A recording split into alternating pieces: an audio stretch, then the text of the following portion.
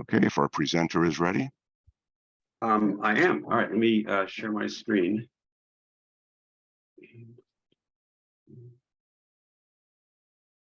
Let's see, can you see that okay? Yes, we can. It's Yeah. up there. You are in good shape, Randy. Go ahead. All right. All right, so I can talk a bit about our radio frequency interference. And in particular, there's this brand of solar power, Solar Edge, that can produce huge amounts of interference. And they've been, there's the first article written on it in the ARRL was in 2016. And for some unknown reason, this particular ham picked that system and then just went through great lengths to try to quiet it down. I guess if he would have stepped back, he would have just bought a different system. But this did provide a lot of good documentation on how much interference that particular system generates. And then in general, just radio frequency interference could be from other electronics, both in your own home. And about half the time, if you have an interference problem, it's because of your own electronics, just because it's so close. And also what to do if you want to get solar power for yourself to not basically invite your own interference problem. So part of what motivated me to kind of share what I learned about locating radio frequency interference is a lot of other hams that I know had people in their neighborhood get Solar Edge systems, and one day they wake up and 220 meters and it's just packed with interference and they have no idea where it's coming from. So I thought by having more people be able to locate it and then start complaining about it, that might put some pressure on both the company, the Solar Edge company, and then the place people would complain to are the ARRL and the FCC. So more complaints might get more response. Unfortunately, the FCC doesn't seem very motivated to try to respond to amateur radio frequency interference complaints, and maybe it's because we're non-commercial. The other problem that the Solar Edge has, I guess, become aware of is it's getting a complaint is not like getting a speeding ticket. Like if you got a speeding ticket, you got to pay a big fine. This would be as though you get a speeding ticket and the cop says, "Hey, try to stop speeding sometime within the next few months or we'll send you another letter." So they can kind of just ignore us for the most part, which is unfortunate, but that's kind of the way it is. Anyway, so to address interference, first you have to locate where it's coming from. Just seeing it on your dial and hearing it and seeing a high S meter reading, you can't do anything about it until you know where it's coming from. So tracking it down, there's some steps you can do that I'll cover that is the next thing you have to do.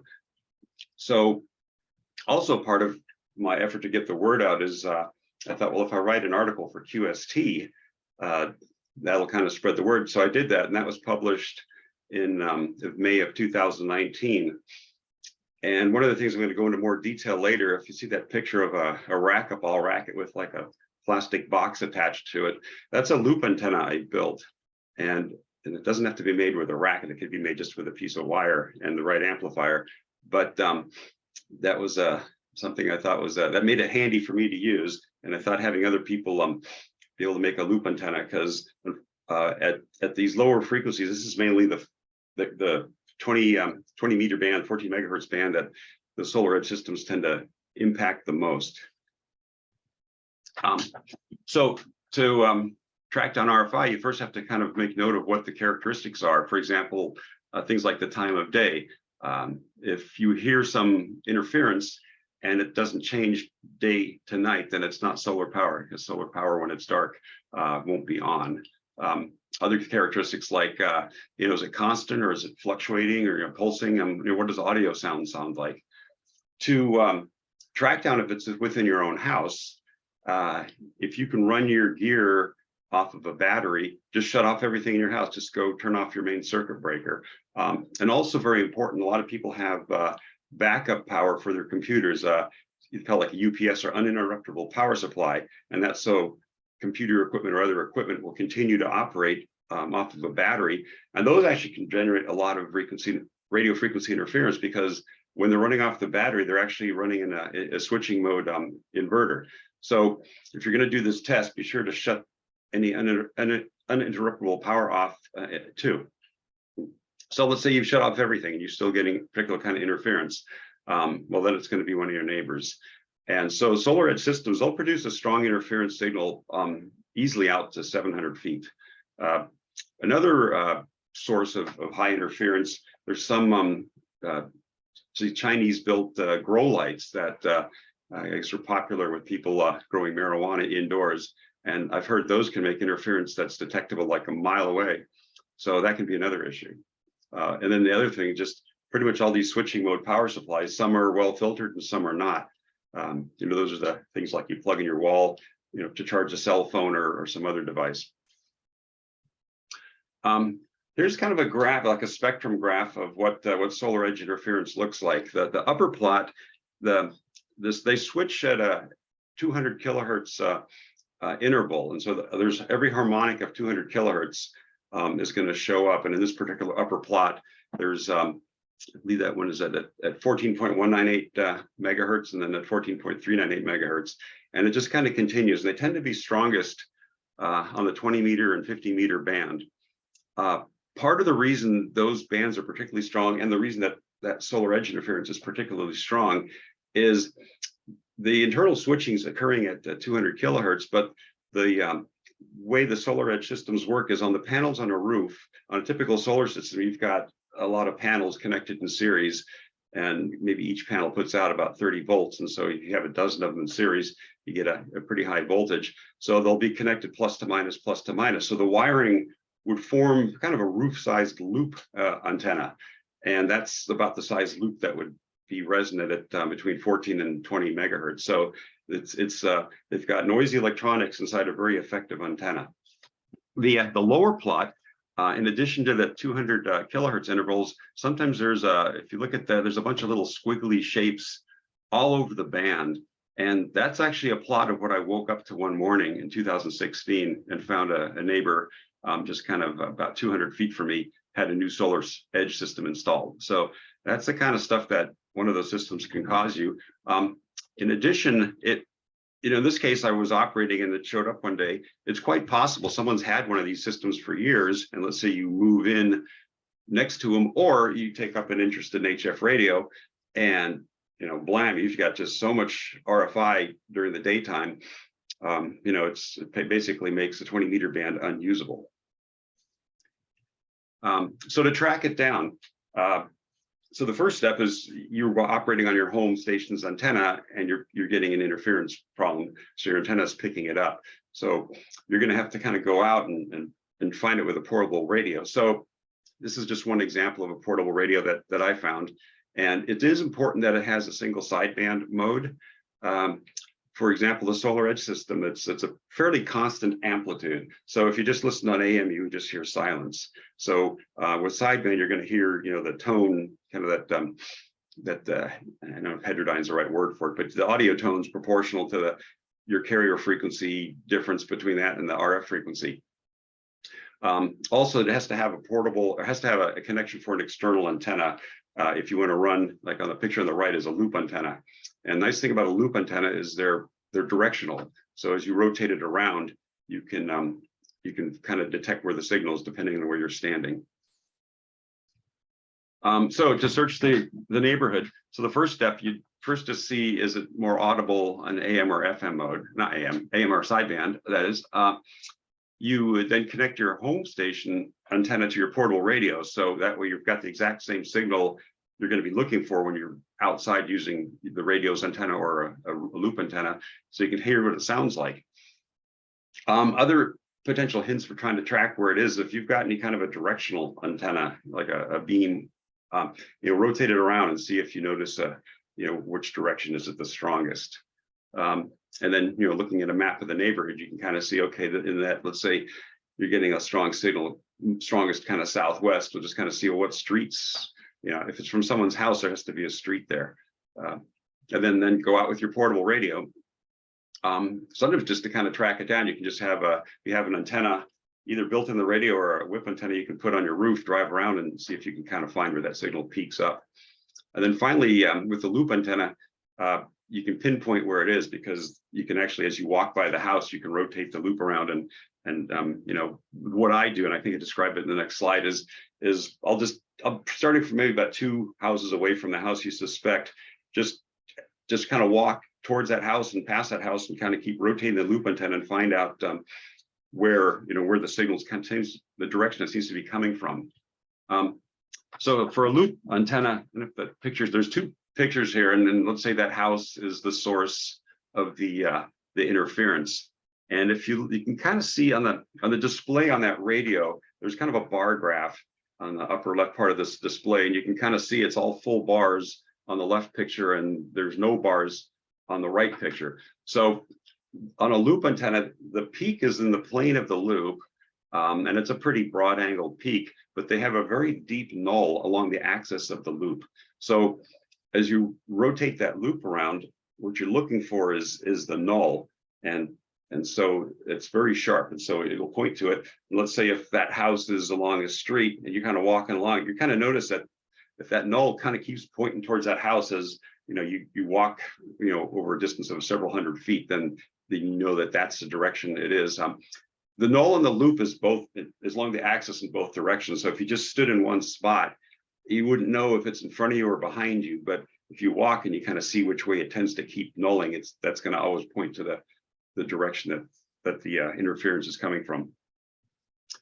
And I kind of call this for extra credit. But this racket was actually the first loop antenna I built, just because I had one sitting around. But I thought, well, to share something, I have to come up with something simple. So that's kind of just a loop you can make with a piece of wire. And I bought this. There's a ham W6LVP, and he actually has a little side business. He sells these magnetic loop, and he actually uses them mainly for low frequency bands, like 116, 80 meters for a low noise receive antenna, where you put it on a rotator and would, let's say, null out noise from let's say a neighbor's electronics. So this amplifier and a simple piece of wire is all you really need. And I just was able to do something a little more elaborate, but I didn't want to say, well, this is the required solution, because that might be a lot more work than many people are probably willing to put in. So let's say the other aspect is, let's say I want to get solar power for my house to cut down on my electric bill, but I don't want to install something. I've had hams who've got one of these solar edge systems, and they say, oh, great, what do I do now? So the different types I've kind of had experience with. The first one that's probably the one to go with these days is the end phase microinverters, and those. So solar power, the solar cells produce direct current, and that has to be converted into 240 volt 60 cycle alternating current. So there's an electronic device called an inverter that, through a lot of high frequency switching and inductors and capacitors, will create a sine wave with that. And it can either be done, let's say in the microinverter case, on each single solar panel, it's converted to a 240 volt AC, and then all those AC outputs are just put in parallel. The next one, the panel DC optimizer system, what they do is it's kind of like a step different than the original solar systems. And the one that I have, all the panels are just connected in series with each other, and there's no electronics on the roof at all. So coming down from the roof is something in the order of 400 volts direct current. And then down at ground level, there's an inverter that takes that high voltage DC and converts it to AC. What Solar Edge did to try to gain some efficiency, they actually do a DC to DC converter on every single panel. So there's DC coming into this DC to DC converter from the solar panel, and then the output of this converter, which they name optimizers, is also direct current. So because it's direct current, their outputs are connected in series. And then they do a DC to AC conversion on the ground. But the problem is these optimizers, as they call them, they must have little to no switching for radio frequency interference.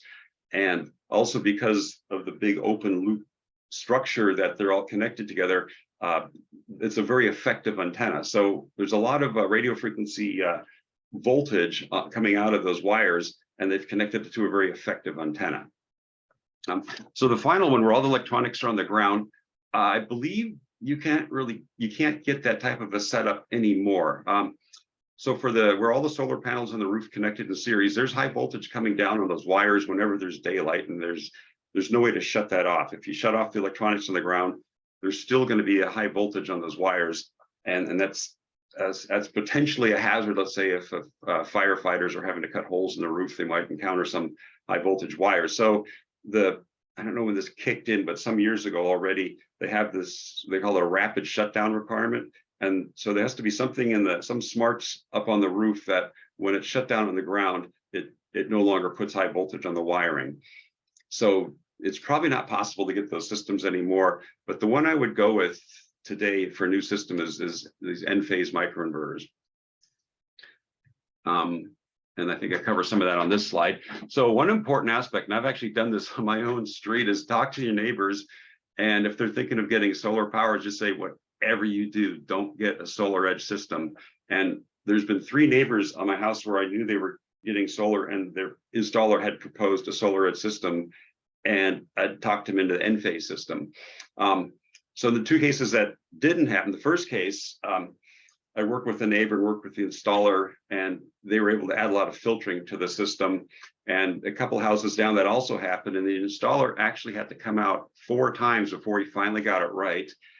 And they put all kinds of filtering on every single solar panel, and if they even miss one, it's still going to be noisy. So it took them 4 trips to finally quiet it down. So those solar edge systems are just a nightmare.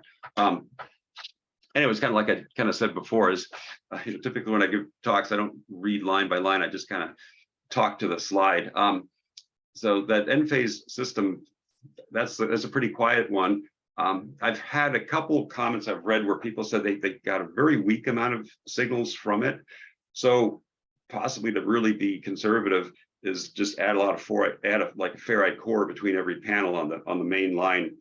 On those microinverter lines, there's just one cable that I believe has 4 conductors. It's just a 240 volt AC kind of weatherproof cable. So it would have a ground and neutral, and then the 2 hot lines on it.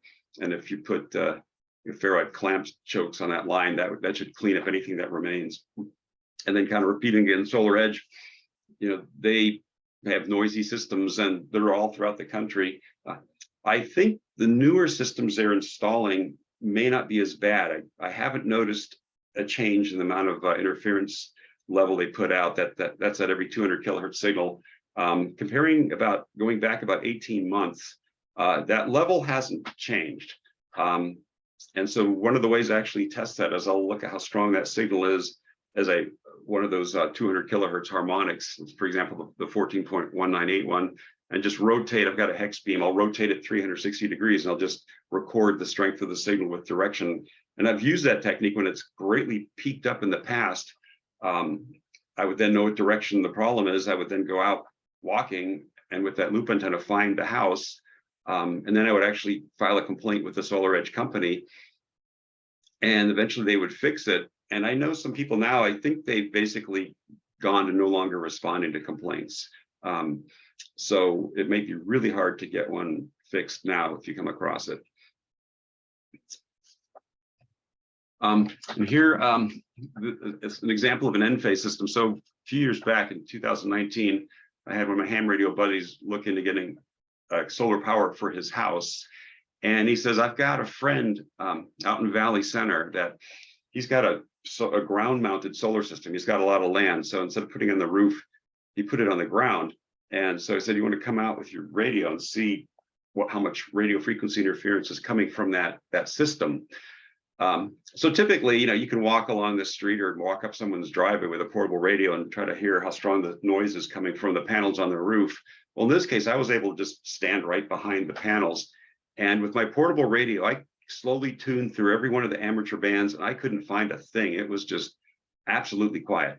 So that was very impressed that I was expecting, maybe I'd hear a little weak signal, and then hopefully when I walk, 15 or 20 feet away, it gets to where it's kind of undetectable. But, and of the neighbors I've had that have installed the N-phase systems, I've stood in their driveway with my radio and I don't find a thing. So that's the system I would recommend going with, and it meets all the rapid shutdown requirements.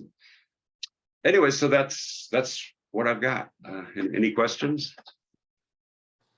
Let me stop sharing so I'll see each other better.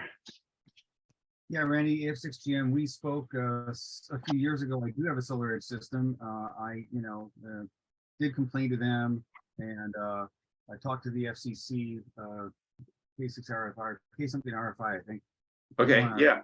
And Solar Edge, eventually they did come out to fix it. They, Oh, good. They just sent the red truck and the crew, and they twisted the wires and RFI, and did the ferrite stuff, and the RFI pretty much went away. So I don't know if they're, as you say, maybe they're just overwhelmed at this point. We're trying to clean up their mess, but at least as of 2 or 3 years ago, they were actually still doing this. They did want the installer to come out and help. So one of the fellows from the installer came out with a spool of wire to use for that twisting pair. Instead of making a big loop, they ran a wire back, making a twisted pair, and it worked out okay. So I haven't been able to see, I haven't seen much RFI since then, and it made a huge difference. It also changed the optimizers. Okay, I was going to ask that question. So apparently they've got some quieter optimizers, and in addition to the kind of the thing the twisted pair of wires, we've all seen that Ethernet cable, which is actually like 8 wires, 4 pairs of twisted wires. And the reason that is very good in terms of not radiating is on the 2 wires that the currents are equal and they're flowing in opposite directions. So their magnetic fields cancel each other out. So yeah, the fix that they would do for these solar edge systems is they still have to connect all these outputs in series, but instead what they'll do is they'll just kind of run a pair of wires twisted together. So it goes out, hits the end, and comes back, and then they'll just tap into that twisted pair at each panel. So that way there's zero net radiated magnetic field because the wires are against each other. But anyway, so yeah, and so I'm glad you talk about the swapped optimizer. So apparently the newer ones are quieter.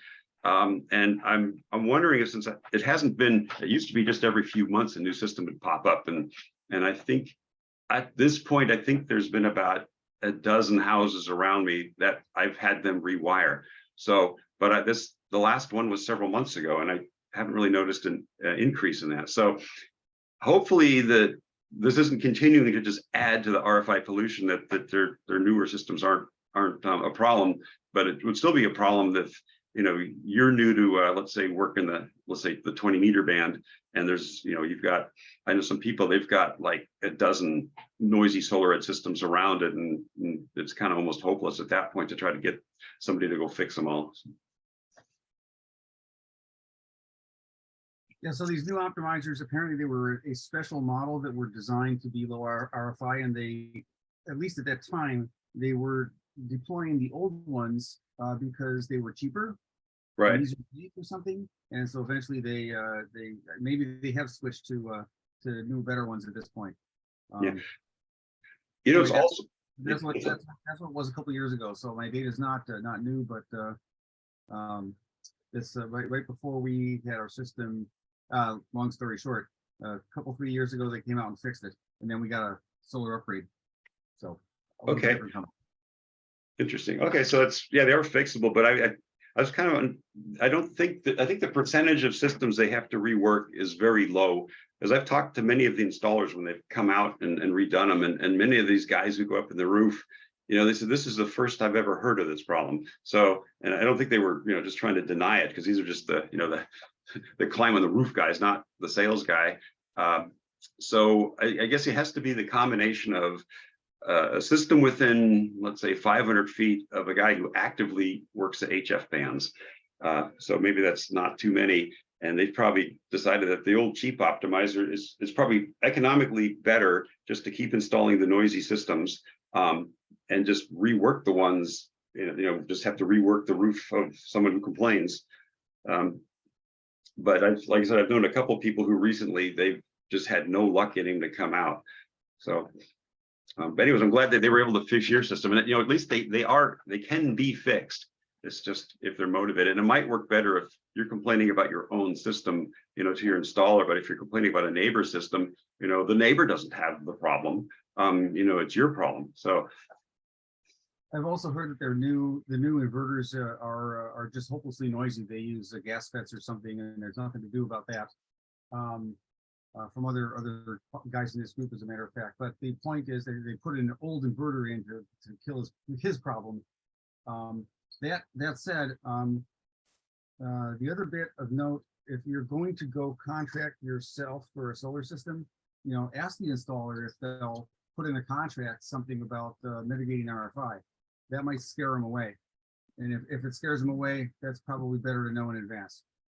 Yeah, it probably is. But just kind of since those end phase systems are, I think that the safest thing to do is you think get a new system, just whatever you don't get solar edge. I think all these performance wise, all these solar systems are going to have the same efficiency, despite if they claim otherwise. So it's not like one's going to produce more power. So, but yeah, the problem is mainly if you didn't know it and your neighbor does it. And what I've done, I've just kind of chatted with my neighbors, and I've had a case where I'm looking down the street and I see a solar company truck parked in front of one of my neighbors, and I'm thinking, oh, they're considering getting solar.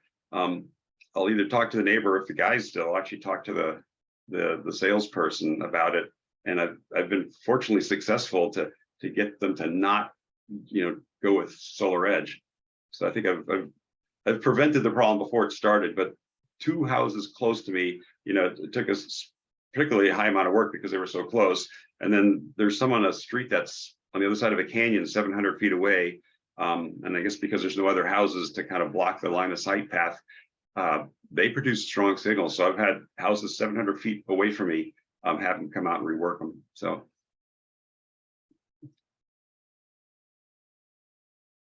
Anyone else got comments or questions? I got a comment. Yeah. Appreciate you doing the presentation again. I've talked to you quite a few times before. I also had my system modified. Guy that came out was Tom Simpson from Solar Edge. That's the guy, yeah. And we worked. I have a ground system, and I got my antennas, my inverted V antenna right over the panels. And they replaced the inverters. I'm sorry, the optimizers and the inverter. Okay. We also did the wire twisting and ferrites around every one of the optimizers. Okay. And that corrected all the higher bands. The 80 meter band is still pretty bad. And there was nothing they could do about that.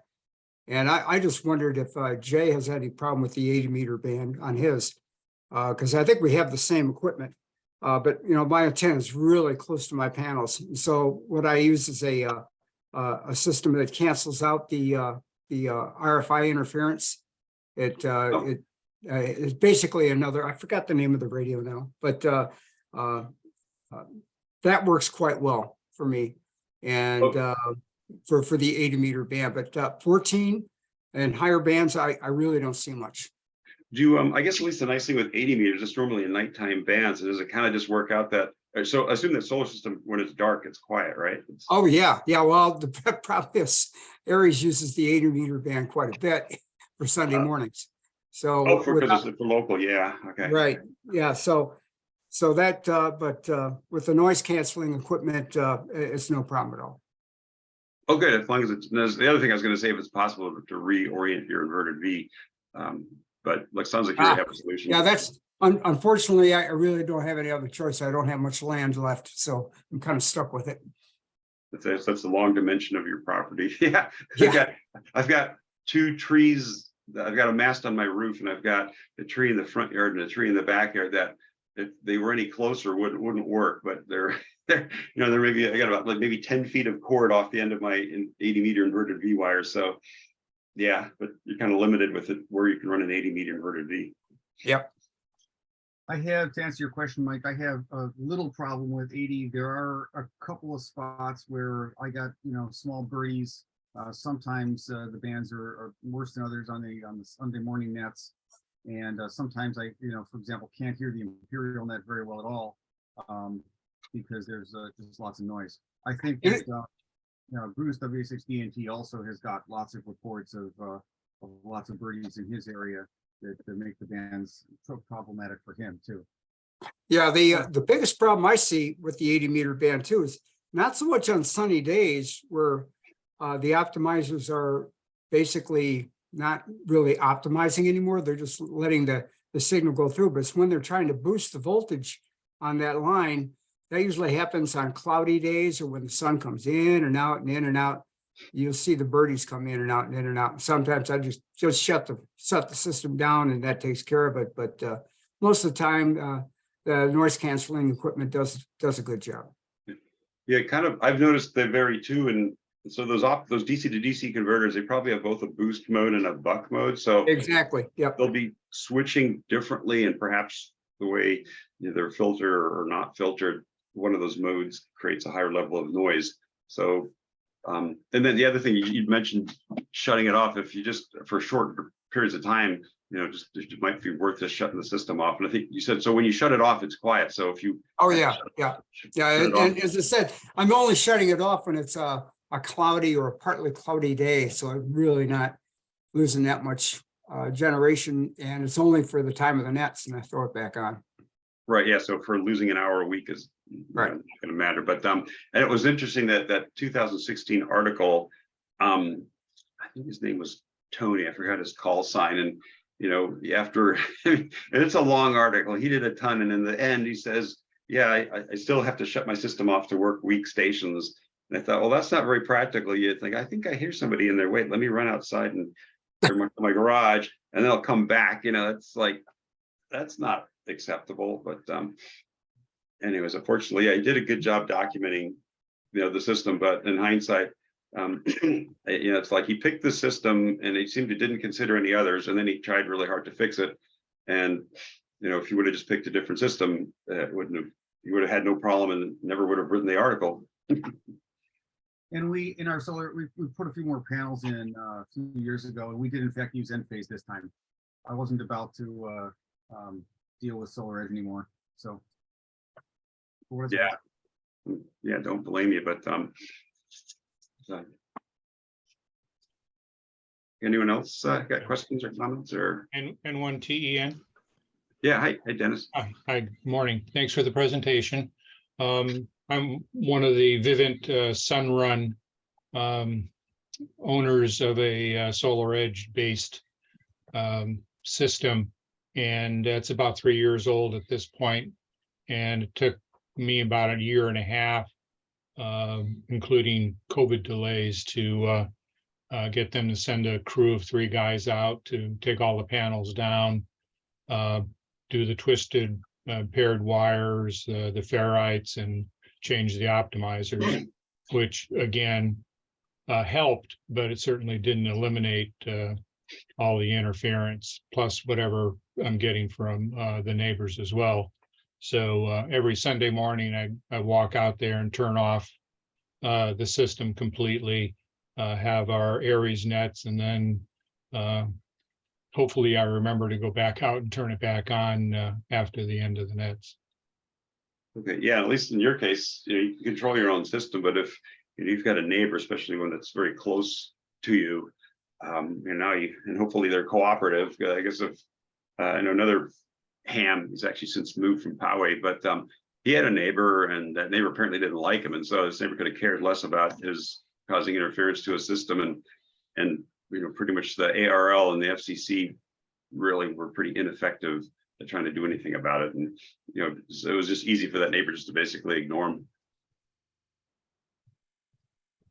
KN6RCZ. Yeah. Hey Ted. Good morning. Thanks for the presentation and Oh, you're welcome. input on this as well.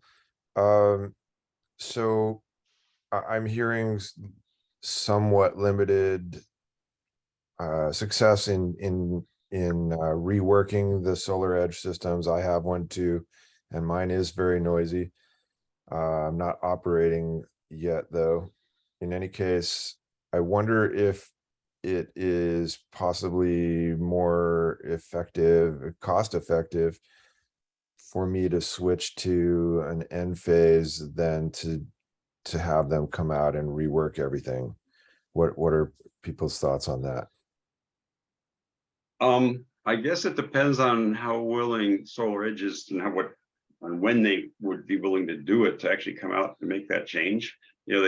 That should be a free option, because they should just do it on their own dime. And just the fact they've rewired so many other houses, they may do yours, but if they just kind of put you off, I know. Well, so just thinking, I mean, you've got the panels, and you've got all the roof mounting done, but they have to take it, going to like an end phase system would be completely different wiring. So that would all have to be replaced. Yeah, I think I would first talk to SolarEdge, see if you get any kind of response and any kind of a time estimate for them to do it. And I assume they'll do it for free since they're very familiar with this problem. Maybe try that route first. And if that seems like it's going to take forever, or they're never going to do it. And yeah, I don't know what it would cost to then switch to end phase, because you're going to have to buy all the electronics and have the different wiring. Okay, thank you very much. You can talk to your installer, but SolarEdge did mine for free. It just took them almost a year to get out here, but they just came and did the work. And the installer deigned to participate. They had been stonewalling me quite steadfastly. So depends a lot on your installer, but yeah, call TJ. I think Mike and I have the number. We can get that to you somehow. Yeah, same thing here with N1TEN. They actually own the system, and I buy the power via PPA, so it's their system to fix. So no cost to me. Thank you all. Same here. This is K6KMH. Good morning. My name's Kevin. I'm also a victim of SolarEdge. They made an attempt on my installation soon after I installed it. And I was very clear to them, although I didn't put it in the contract, that no matter what they did, it should not interfere with my station operation, and cited the CFR section relative to that. So they did come out, made some modifications. It improved the 20 meter interference, but not the 40 meter interference. And most recently, my installer contacted me wanting to add more panels to my system. And I said, well, okay, but not till you fix my problem. So I've gotten their attention again, and they've been trying to reach out to me, but our weather's been really bad, so we haven't been able to hook up again. I'm curious to see what their solution is moving forward. And another potential problem, if they come out and do their fix and it's still not very good. This is with the neighbor, a couple about 3 houses down. They came out 4 times, and then like a later crew would say, oh yeah, we found 2 panels they missed. So even if they miss, they have to get 100% of every panel, because especially if it's a really loud RFI problem, just even 1/20th, that's not that many decibels down, of all of them, being noisy. So it's quite possible that if they came out and did their fix and it's still bad, that they missed a panel, and basically they're gonna have to just recheck again, because I don't think there's any way they can inspect their wiring without lifting the panels off the roof. You also, it depends on the inverter. If you have one of the new inverters, the new high HD inverters, they may need to replace that as well. And if they didn't do that, well, that isn't going to be an effective fix. My installer, when I asked them to fix the problem, upgrade the system, they actually in the contract they said, and we're not going to be responsible for any RFI issues that you observe. And that's the point at which I said I'm going to go with somebody else, and we went with Baker instead, and they did a pretty good job. Okay. ECS I would avoid. So for what it's worth. Another way of getting their attention is when they send you those customer satisfaction surveys, and you rip them up on those surveys. That helped me in getting their attention to my problem. Yeah, I had Sunrun do mine, and they used SolarEdge, and I told them right up front before they put it in, I run radios, and they could see a couple antennas in the back. So I said, I don't want any RFI. If there is, you're going to have to take it all out. So they put it in, and I had a spectrum analyzer picture from before and after, and showed them, called them back up, had them come back out. They said, well, what do I do? And I gave them a couple ideas. Well, they ended up going up to ARRL. And that happened to be a issue of QST that month that had can solar power and amateur radio coexist? That's the article, yes. And they gave them that. And they also went up and spent a day up at Palomar Engineering and came back with a bunch of ferrites and took everything off the roof and rewired it the way they wired it and added the ferrites, and it's been pretty decent. I mean, there's still a little bit there, but not enough that I'm going to worry about it now. But I was surprised at how quickly they actually responded. And the 2 or 3 guys that were out here said, well, we learned something. So now we know how to put them in without causing any problems. So we'll just continue to do this. So I don't know if they are or not. I just hadn't been paying any attention to the chat. Usually on Zoom, I don't. But yeah, someone asked about, or they said about the amplifier for the loop. I bought it from, if you guy W6LVP. He's got, I guess it must be a side business selling these loop antenna amplifiers. And contact him. Actually, he made a special one that actually you can directly connect a battery power to it. So this would be for a portable loop. It's the amplifier that takes the signal from the loop and then amplifies it and sends it down to coax, and that you'd run into your receiver. And the normal mode is you have that loop and its own amplifier out in your yard somewhere, and then inside your ham shack, you've got a little box that provides 12 volts up the coax cable to power the amplifier.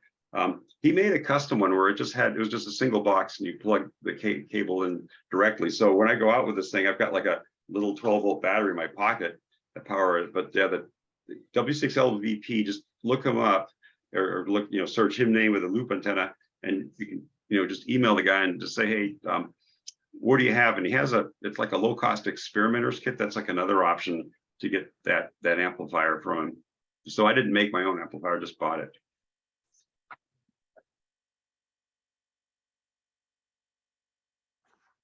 What was the name of that call sign again? To Whiskey 6 Lima Victor Papa.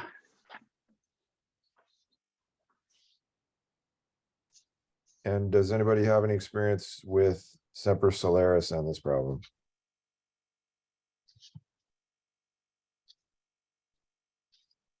What is no, Alex?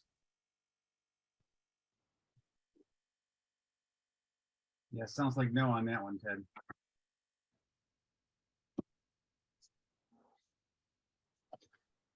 We just kind of repeat is, I don't remember the name of the installers of my neighbor systems that put in the N-phase system, but I think if you go, so if you're getting a new system, just get N-phase microinverters. If you're trying to fix, if a neighbor or you have a solar edge system, I guess, now you got to try to fix that. But yeah, if you're considering a new system, I think just stay away from solar edge and you probably don't have to do anything. This is Lee KM6UFF. I put a N-phase in 10 years ago, 5 years before I was a ham, and I haven't had any problems basically, but I did notice that I have it seems to desensed my AM radio reception some. So I went from being able to listen to AM radio to needing to buy a aftermarket passive loop to tune in to get particular stations that I want to listen to on AM with my N-phase. My neighbor installed an SMA system, which there was a article published on ARRL that recommended their system, the SMA system, which was a centralized inverter, or N-phase as the two systems that they endorsed that were lowest for RFI. So, and neither of those have been a problem as far as my ham radio. Now, I do have a question. Have you looked at portable solar charge controllers at all? And any particular charge controllers that have created problem? And I'm told that the newer MPPT that have built-in microprocessors are more prone to give off birdies and RFI issues, where the older pulse width modulations, PWM charge controllers are more rudimentary and are quieter, but they're not as efficient. Yeah, it'd be good to actually, I guess, get a sample of one of these portable ones and test it. If there anything, I've got an inverter. It's like a 300 watt pure sine wave inverter for, let's say, running something I need to plug in, to get 120 volts AC off of a 12 volt system. And, it makes a huge amount of RFI. And I wanted to actually use it for being able to do some portable spectrum analyzer work. So I had to install EMI filters on both the DC side and the AC side.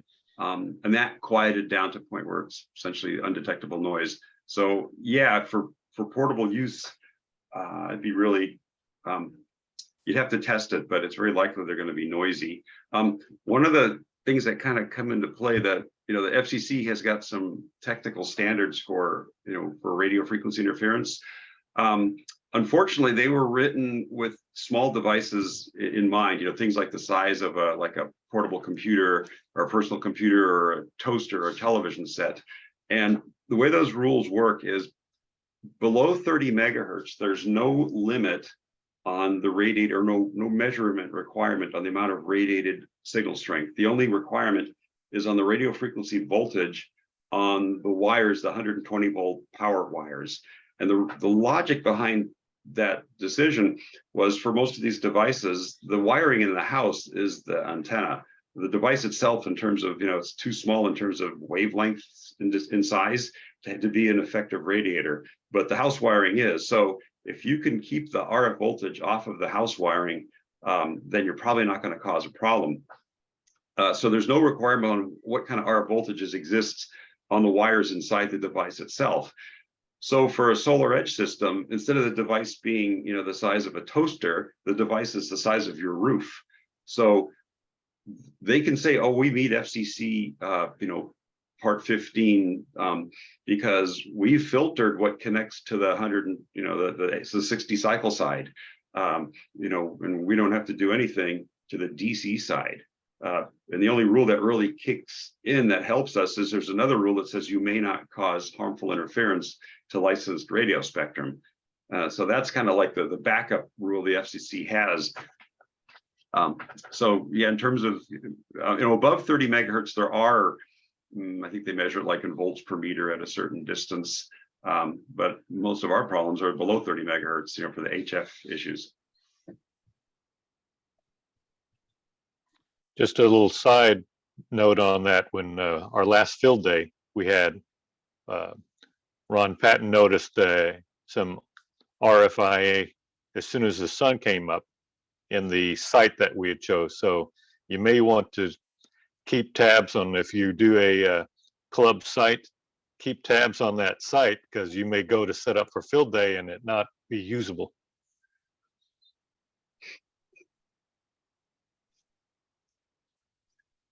Yeah, especially if there's other houses around. I mean, if you go out to some remote site, you're probably fine, because as long as you get enough distance between you and a source of RFI, that may, make the signal weak enough. But yeah, if you're setting up among a bunch of houses, you're close enough that solar edge systems could really hurt you.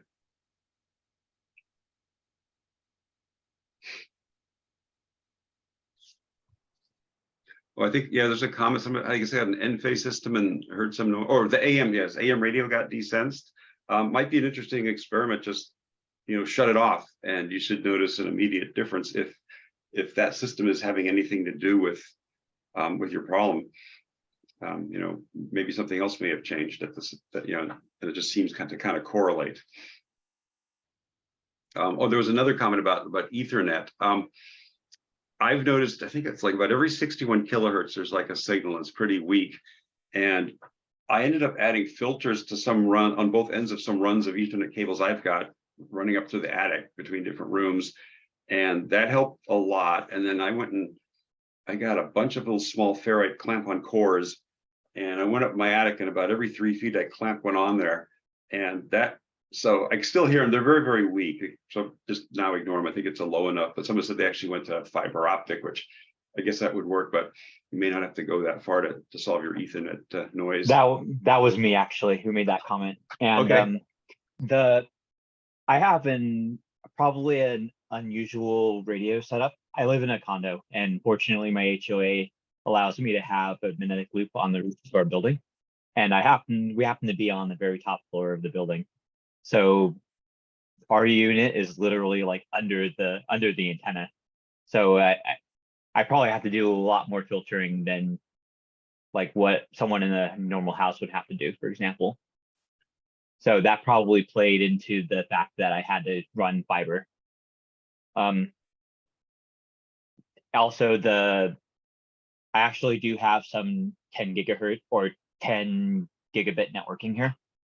And I've tried I think like DX Engineering had like an Ethernet filter that I actually tried. And I found out that actually doesn't really work with 10 gig. So I think they actually say in the specs that it's 1 gig only or something. In case anyone was interested in getting some of those. Figured I'd put that out there. Huh.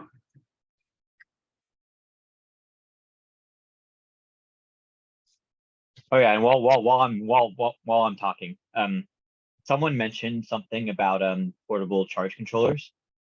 I actually have I have a PowerWorks one and a couple Jenison controllers, and Jenison by far is a lot more RF quiet.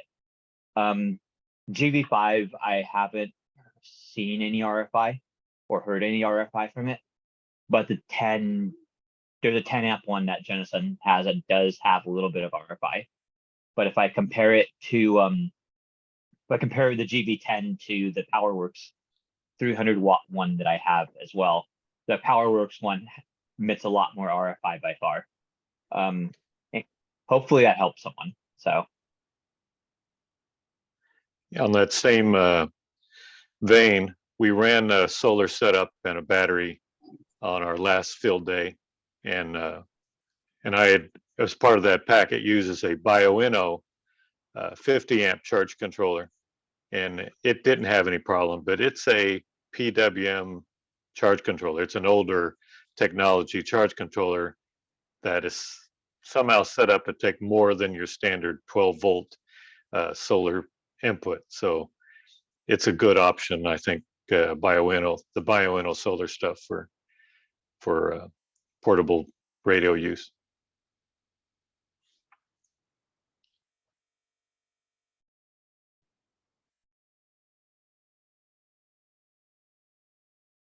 All right. Excuse me. Is there any more questions or yeah, a lot of interesting information shared.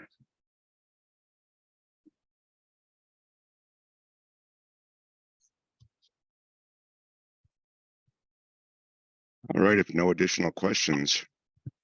Randy, thank you very much. Outstanding presentation, great group interaction as well. All right. Yeah, you're very welcome. And we may drag you back in here and talk some more, especially if you want to lean into power line interference and mitigation and detection and things like that, because that might be a nice adjunct to this. Yeah, I don't have any. I know that's a real big problem to a lot of people. I don't have any experience in that. Fortunately, I live in a neighborhood.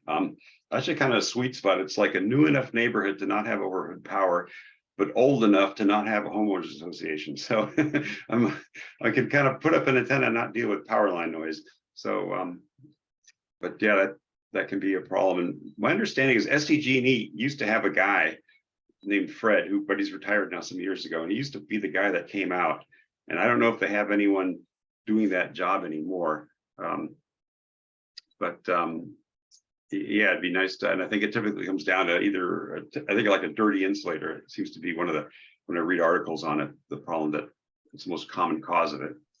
Seems to be that way as well. And you're spot on. We've got as I understand it as well, a gap in the community where we used to have resources folks could either engage or knew someone that knew how to get the right person, as it turned out to be, involved so they could go out and validate anything that was documented and then in turn get to the right parties at the utility company to go out and address the problem. Personally, I'm going to tell you that everything you showed in your demo, everything that you were discussing for equipment and gear is mostly applicable. You get into the power line stuff, it's a little bit of an offshoot. Some people have ultrasonic and small parabolic mics that they go out and use to pinpoint what you were describing, the dirty insulators arcing over, things like that. But a lot of other folks, including myself, usually do it more conventionally. Multi-band HF radio that has, you know, an antenna built in it, nice ferrite bar, because that's really good for the snap, crackles, and pops. When you get close, you can point the radio right at it. And so, yeah, it sounds like that's it. And get the pair of binoculars out, or even a night vision device of some kind at nighttime, and you can take videos and shoot it. And in some cases, even the cell phone camera that you have in night mode will go out and be good enough documentation if you're underneath. But the radio stuff works beautifully for that as well. Again, you know, multi-band radio, you had the Texon. I've got a Sony that I use for that, same deal. And I've also grown quite fond of the fact that I was glad that I kept my handheld ICOM IC R10, because it'll cover everything from a couple hundred kilohertz all the way up to the 23 centimeter band for amateur radio, and do it with sideband. So there's a handheld portable radio, no built-in ferrite bar antenna. It's going to help you out. BNC connector at the top, but to your point, you could drop a loop antenna on that. You could put an amplified antenna on that. You could go out and put your own ferrite bar pointer on that, if you will. So you've got your magic wand to point at things. Lots of good options work in both veins. So I really appreciated the solar backdrop on this. Sounds like we may have an opportunity for some other power line related stuff going forward. And got to be honest, this is the right season for the power line noise resolution, because Mother Nature is drowning all the dust on those things very, very eloquently these last couple of months. And I'm actually happy in my neighborhood that I am surrounded by both of the power corridors going north and south through San Diego and through Kearney Mesa. I'm slammed right between the two. And during the day, it's very difficult on some of the bands when it's dry and when they are making noise to be able to go out and do anything effectively on voice, especially. So I'm living the life right now with the rainy stuff. I know the rain's causing other problems, but at least that's one aspect that's strange. So a quick question on my side on the solar part, and I know this is probably going to have some varying degrees of answers, but do you find that you have scenarios where we have, like now, cloudy, not consistently sunny, or quality sun days, if you will, where we do see the inverters start struggling and the inverters start doing strange gyrations, especially the ones that may incorporate a buck boost technology, where they're trying to compensate for suddenly it went from sunny, now it's kind of gray, and they're trying to do things. Do you see transitional stages on the inverters as they cycle through different modes, trying to do something to produce power that is something identifiable and reoccurring? For the most part, I don't see a huge difference. Pretty much, even when it's just dawn to when it's almost completely dark, it's not like all of a sudden things are very different. They don't change very much, regardless of the daylight. You know, sometimes it's a little worse, and other times it's a little better, but it's not like a dramatic. Sometimes you see something that's really bad, and other times it's completely gone. It's, you know, it's a much smaller variation that I've noticed. And that boost buck thing, that would be just with the optimizers themselves on the solar edge system. You know, like an end phase would never have that apply. It's just always got either more or less power. But I know with the solar edge system, you know, with the DC to DC converter, you know, you've got a certain voltage and current going in from the solar panels, and then you've got a different voltage and current coming out, you know, with maybe just 1% or 2% of power loss. And so that would go to different modes, but it's just, it's a small difference. It's not like a, wow, it's really bad today, or, oh, I don't hear it at all today situation. Interesting. Very good. I noticed that when we had some of the solar edge systems that you were mentioning, my problematic windows that I would have here, first thing in the morning, you could tell when someone's system started up, and it, you know, you could hear things shifting and moving around, if you will, across the different parts of the RF spectrum when they were, you know, trying to get enough to really get going. And, kind of the same thing at sunset, or if we suddenly had some of the coastal fog or clouds roll in, you'd start seeing some of them struggle, and it was interesting. Always fun to have your spectrum scope on your radio to take videos of. Cool deal. Thanks for the presentation today. If we don't have any additional questions, we'll wrap up with Randy. I have Okay, just one more comment.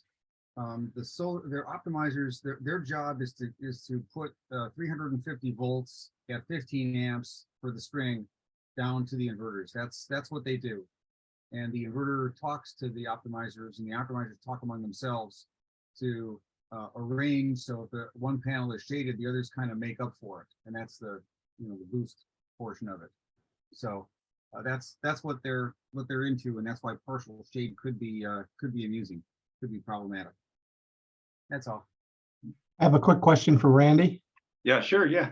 Yeah, are you familiar at all with the Trina solar systems at all compared to the other ones? Because Sunrun put the Trina solar on my home, and I don't seem to have noticed a whole lot of problems with it. Have you had any experience? I've not heard of that brand before. You said Trina? Trina Solar, TRINA space solar, and it was put in by Sunrun. They indicate that they have different vendors, and whatever's stacked in the store at the time, when you come up in the queue, that's what they grab and bring out and put in.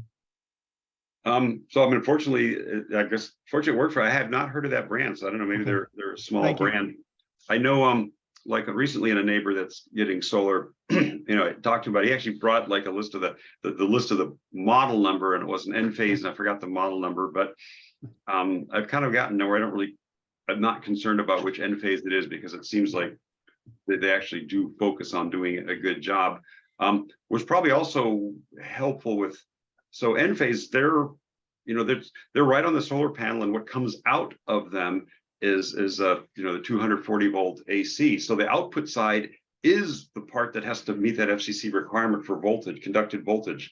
So maybe that's one of the reasons they're so quiet, is because there's such a short length of what's on the DC side of the inverter. It's just the wire between the solar panel and the box itself. What comes out has to be filtered, as opposed to like the solar edge optimizers, where what comes out is the DC side of the system. So there's no FCC requirement that they have to do anything. So, which is probably why they don't. Okay, thank you. I can address the question on Trina. Trina is a solar panel company, not they don't make inverters or boosters or anything. So you could have any type of system connected to those panels. And a side note, if you ever bought panels off Craigslist from a guy around El Cajon, those are Trina panels that have been salvaged from a giant solar system over in Yuma area.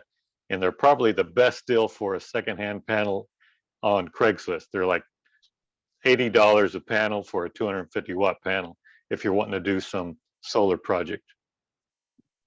Thank you.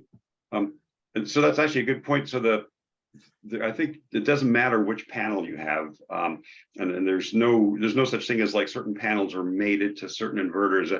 I think a panel is like a pretty generic thing, and so you can mix and match all you want. They're not like mated.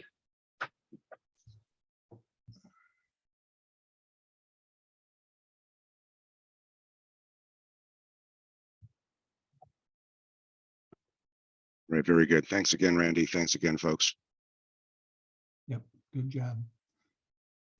Much appreciated, and we look forward to perhaps having you back to have another in-depth discussion on this and similar topics. I'm sure other folks will probably have questions after the fact. What would be the best way to go out and relay them to you or reach out to you if folks have afterthoughts? Almost forgot to unmute myself. Just send me an email. That's probably the best way. Just feel free to email me if you have any questions, and I'll answer them if I know the answer. Excellent. Excellent. Thank you again, sir. Appreciate it. Oh, you're very welcome.